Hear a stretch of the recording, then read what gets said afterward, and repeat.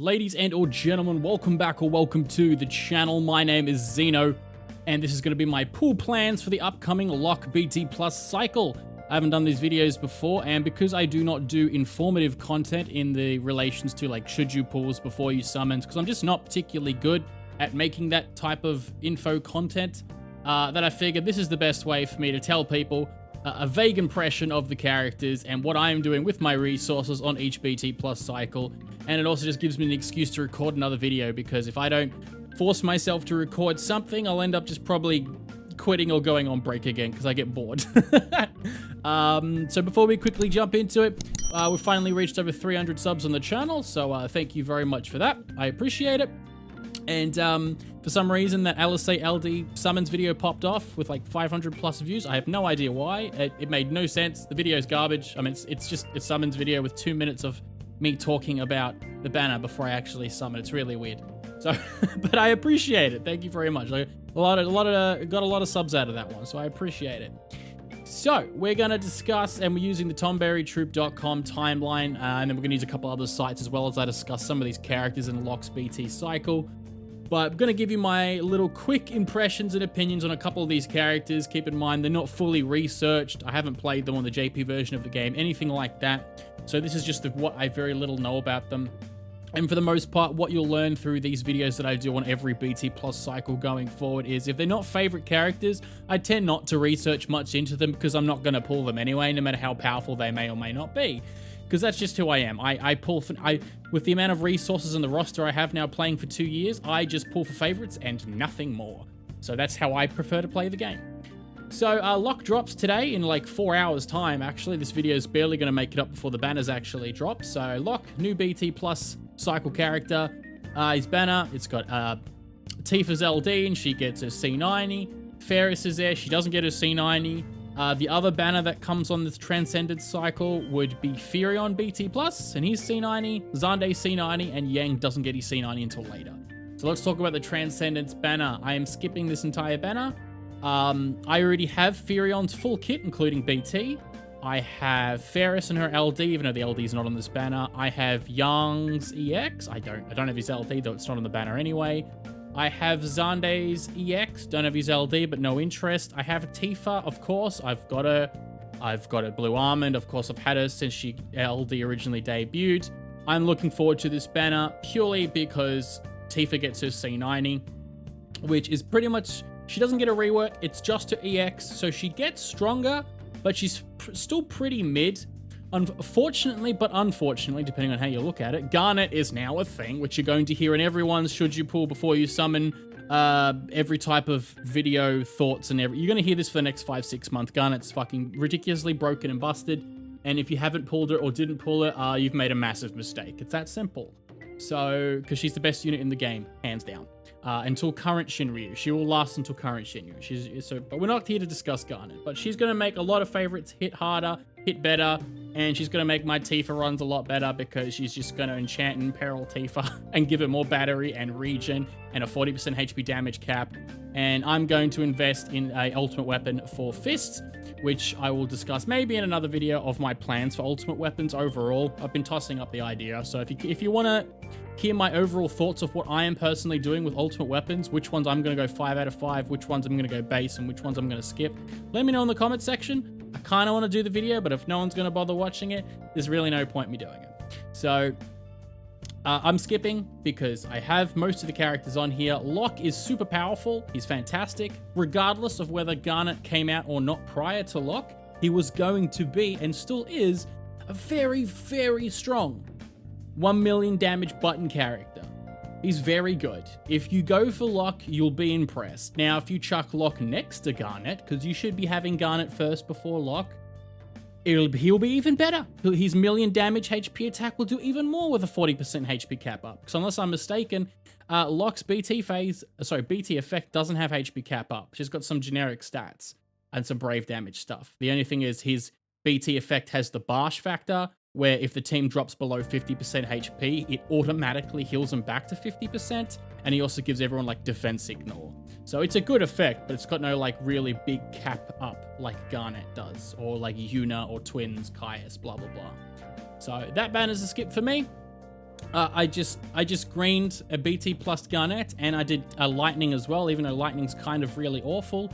Luckily, Garnet fixes some of that, because Lightning's not very good. But she's a favorite, so I BT plussed her, gave her a base ultimate weapon, and I'm happy enough. So, not going for Locke. Good luck if you're going to be summoning.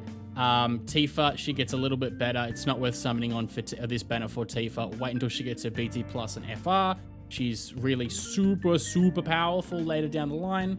So apart from that, the rest of the characters in this banner are pretty mid, not gonna lie. Xande is not that particularly great with his C90. Furion's pretty good.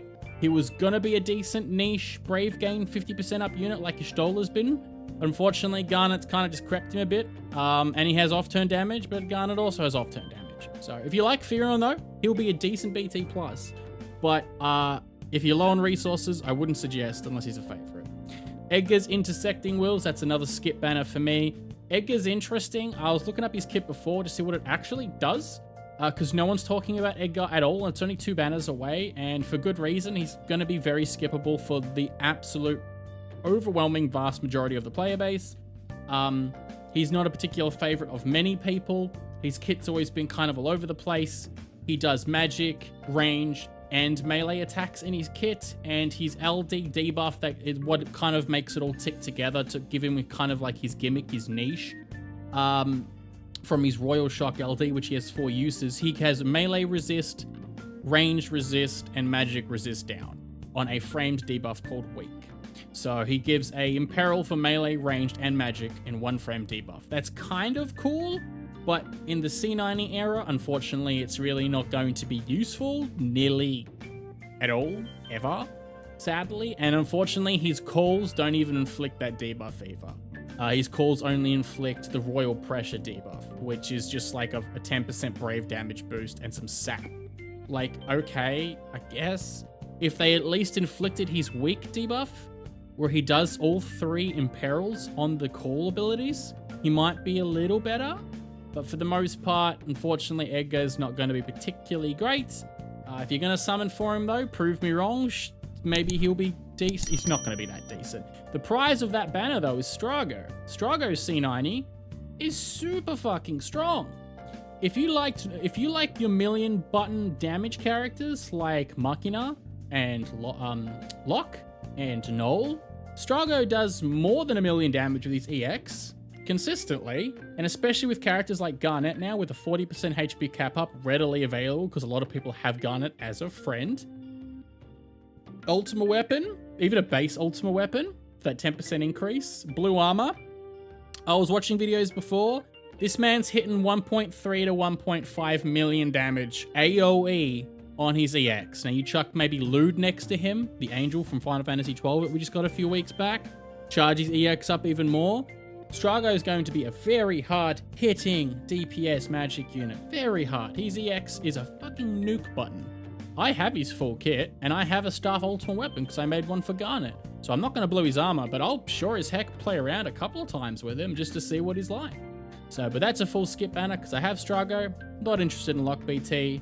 9 doesn't have his LD on there. And Edgar's a skip. And the last one is Papa Limo. Or if you just replace the YMO, it's Papa Lamo. Yeah, it doesn't matter. It was a cringy joke.